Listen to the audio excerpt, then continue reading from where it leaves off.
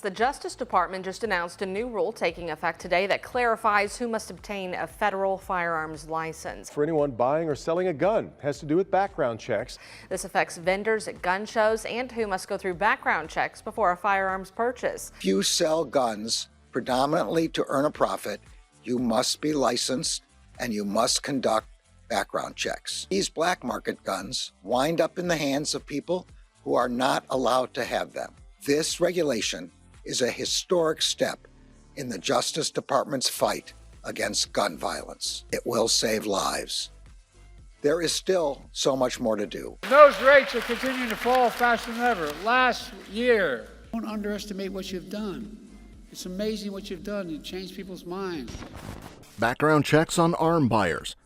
An executive order from the Biden administration will soon take effect, requiring thousands of additional arm retailers around the country to conduct background checks on customers at arm fairs and other non-physical locations. The regulation is an effort to seal a legal gap that permits unlicensed dealers to sell thousands of arms annually without checking the buyers' backgrounds to make sure they aren't forbidden from possessing an arm. Many believe that arm rights organizations will challenge this in court. It's the most recent attempt by the government to reduce arm crime. On the other hand, it's an attempt to demonstrate to voters, particularly the younger generation, that the government is making an effort to address the issue of armed crime, which is particularly relevant in this divisive election year. This is going to keep arms out of the hands of domestic attackers and convicts, stated President Joe Biden. It is my promise that my government will keep trying to find ways to save lives. It is critical that Congress immediately passes legislation requiring all individuals to undergo background checks.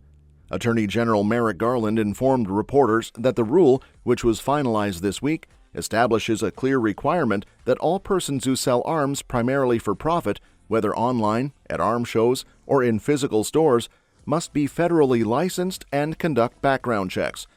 You help ensure that your son and all the victims of gun violence are not forgotten. They didn't die in vain. I've gotten those phone calls too, saying I lost a son, a daughter, a wife. I know what it's like. Designed to reduce gun violence and save lives, and I'm so proud of the tremendous progress we've made since then. The year before I came to the presidency, the murder rate was the highest increase on record. Last year, we saw the largest decrease of murder. Those rates are continuing to fall faster than ever. Last year. Don't underestimate what you've done. It's amazing what you've done. You changed people's minds. The establishment of the White House Office of Gun Violence Prevention, which is supervised by Vice President Kamala Harris, is evidence of Biden's commitment to reducing arm crime, which he has emphasized throughout his administration and re-election campaign. Unlike Democrats even a short time ago, Biden has called on Congress to outlaw assault rifles. Arm rights advocates who see the president as unfairly targeting arm owners will undoubtedly fight the order in court. It is already working to use all means available to stop this unlawful rule, the National Rifle Association stated in a statement. Legal action could be taken against the rule if it is finalized in its current form, according to the National Shooting Sports Foundation, a trade body representing the industry. On Thursday, the foundation's VP and General Counsel Lawrence Keene stated that the group was examining the rule after having previously argued that the bat fee was exceeding its jurisdiction.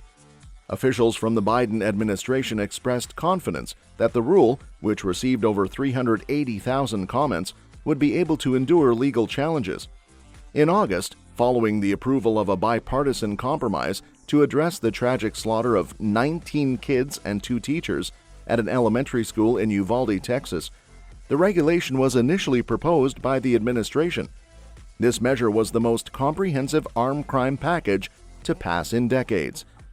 Background checks are now mandatory for anyone engaged in the business of selling weapons as defined by that statute. To get licensed by the ATF, one must first undergo this process. After 30 days of publication in the Federal Register, the rule that carries out the legislative change will be put into force. Roughly 80,000 armed dealers have already obtained federal licenses. The new rule would affect roughly 20,000 dealers, according to administration officials, who have been selling arms without a license and without conducting background checks at venues like arm fairs and online, since they aren't engaged in the business of selling arms. According to ATF Director Steve Dettelbach, everybody can see that people are not following the law in significant numbers during an interview, and it's unfair for people to believe they are exempt from playing by the same set of laws, which is bad for public safety and unfair when all these licensed dealers are out there obeying the rules. People who sell arms to relatives or friends on occasion, or who are liquidating a personal collection, do not necessarily need a license, as the rule makes clear. Two Republicans who played key roles in passing the arm control measure, Senators John Cornyn of Texas and Tom Tillis of North Carolina, have begun a movement to prevent the rule from taking effect. However, with the president having the last decision, it is quite doubtful that that will be successful. It follows fresh data released a week ago by the ATF that reveals over 68,000 weapons that were illegally trafficked in the U.S. over a 5-year period originated from unregistered sellers who aren't obligated to conduct background checks. Between 2017 and 2021, roughly 370 shootings utilized arms that were traded through unlicensed dealers, according to the ATF report. Republicans in Congress have blocked a Democratic priority, universal background checks for arm buyers, but arm control supporters have long fought to address what is known as the arm show loophole. They hailed the regulation as a significant step toward this objective. The extensive background checks and the elimination of the loophole for arms sales are tremendous steps toward creating safer communities. Our grassroots movement's unwavering advocacy was instrumental in making this happen, stated Angela Farrell Zabala, the executive director of Moms Demand Action, in an email. For federal firearms dealers, we now have to do a background check on every firearm that we're selling. You come in smelling like marijuana, alcohol, any of those things, we can't allow you to shoot, we can't allow you to purchase firearms. Vast majority of the people are still going, are going to be able to pass a background. And then you'll start filling out the federal form 4473. Never had that question answered yes ever in 36 years of selling firearms in the Twin Cities. So we have no idea. The FBI will not tell us. The FBI will not tell the person that's filling the form out. Life-saving steps. In March, President Biden signed an executive order directing the Attorney General to move towards universal background checks within the confines of existing law. This order, along with the bipartisan Safer Communities Act, has led the Department of Justice to propose new rules aimed at reducing the number of arms sold without background checks and preventing arms from ending up in the hands of criminals. Since 1994, federal law mandates that federally licensed arms dealers must conduct background checks before selling or transferring a weapon. This measure has successfully prevented more than 3 million dangerous individuals, including felons and convicted domestic abusers, from obtaining arms. Despite this, some individuals have circumvented the law by selling arms without obtaining the necessary license, thus avoiding background checks. To address this issue, Congress passed and President Biden signed the Bipartisan Safer Communities Act. This legislation aims to clarify and expand the definition of who needs to become a federally licensed arms dealer. The intention is to enhance public safety by ensuring more comprehensive background checks, as emphasized by members of Congress from both parties. The Justice Department has proposed a new rule to clarify the definition of an arms dealer, as per the Bipartisan Safer Communities Act. If this rule is finalized, it would establish clear guidelines on who needs to be licensed and therefore required to run background checks. Individuals selling an arm they no longer need to a family member do not require a license.